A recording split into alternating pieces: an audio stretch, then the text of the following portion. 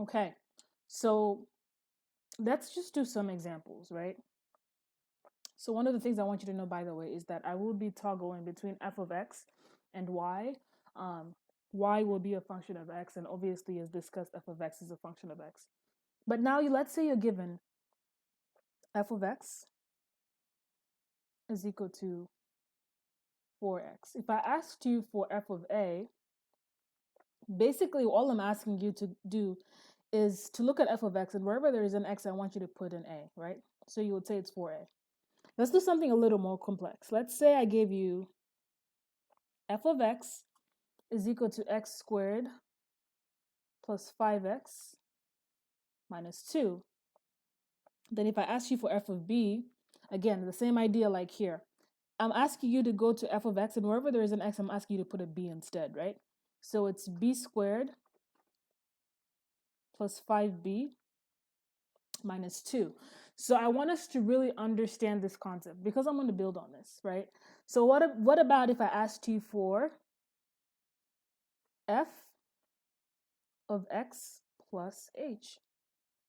Again, I'm asking you, wherever there's an x, I want you to put the entirety of f of x plus h. So what I'm asking you to do is this: x plus h squared plus 5x plus h minus 2.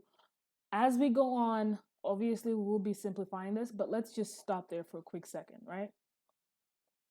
Then what if I asked you for, give me f of x plus h minus f of x? Same conversation has to happen, right? We already have f of x plus h, so it's x plus h squared plus 5x plus h minus 2 minus, open parentheses, x squared plus 5x minus 2.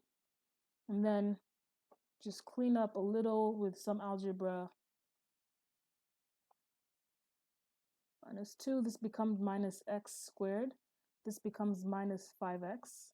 And then negative 1 times negative 2 is plus 2, right? These 2's would cancel. But this is the part people usually forget. When they're doing the subtraction, don't forget that it's all of f of x being subtracted, right? So if we clean it up nice and good, we have x plus h squared plus 5x plus h minus x squared minus 5x. Don't get me wrong, this can be simplified a lot more.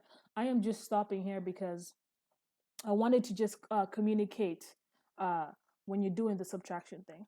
But to go into more detail, I am not above doing an example in great detail. So now, what if I asked you, you're given f of x is equal to 2x squared minus 5x plus 2. And I'm telling you to find f of a plus h minus f of a, all of this divided by h. There is so many ways to do this, and it doesn't matter what way you do this question, you will always get to the same answer, right? So let's do way one. Way one is you build a battlefield, right? What's the first thing you do? Find f of a. F of a is 2a squared minus 5a plus 2. F of a plus h is 2a plus h squared minus 5a plus h plus 2. Okay, this can easily FOIL out. So this is 2a squared plus 2ah plus h squared minus 5a minus 5h plus 2, right?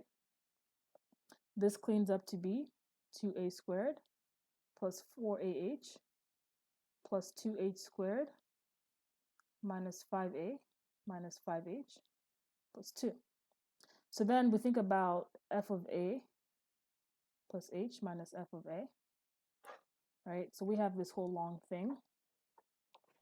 So we have 2a squared plus 4ah plus 2h squared minus 5a minus 5h plus 2 minus, again, all of f of a. It's going to make that smaller so we can fit everything here. There you go. Minus f of a, which is 2a squared minus 5a plus 2. Okay, so we do some cleaning up. So we have this minus 5a minus 5h plus 2 minus 2a squared minus becomes a plus, so plus 5a minus a negative 1 times a positive 2 is negative 1. So now we know things are going to cancel. So let's cancel those things out before we even divide by h. This cancels with that one. That cancels with that one. That one cancels with that one. And we have nothing else to cancel, right? So we can go back and say, okay, so what would we left with? We're left with 4ah plus 2h squared minus 5h. Okay? And we are still not done answering the question. The question didn't ask me for f of a minus h. The question asked me for what's f of a plus h minus f of a all divided by h. So f of a plus h minus f of a is this. Is 4ah plus 2h squared minus 5h. Let's divide that bad boy by h, right? And then this guy gets to split up. It's the same as 4ah over h plus 2h squared over h minus 5h over h, right? If you guys, this is something you should remember. If we do a little bit of side work over here, from way back when, every time you had a over c plus b over c, if things had the same denominator, you could just say it's a plus b over c. So now what we've simply done is we've gone this way. So we've taken it this direction. Typically, we always take it that direction, but now we've borrowed the idea and taken it this direction. Okay, so that's just a little side work for you. So anyway, we come back here and this h is going to cancel. This is h to 1 to the first power and h to the second power. So that means this is going to reduce by 1 power, right? And that just goes away. So then we have 4a plus 2h. And that's my final answer. I forgot to change my ink to the purple. So I'll just rewrite it for effect. So then I would say f of a plus h minus f of a all divided by h is equal to 4a plus 2h.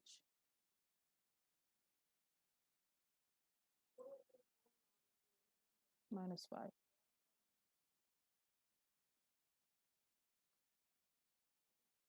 Just to reiterate, it's 4a plus 2h minus 5. So you have 4a plus 2h minus 5. And this, ladies and gentlemen, is the final answer. This is way 1. I like to do way 1, especially at an intro level, simply because you do a piece-by-piece breakdown. Another totally valid way of doing this is simply doing everything as you go, right? So way 2 that I've seen people do as well, but I don't recommend for someone that's doing this for the very first time, is people do this.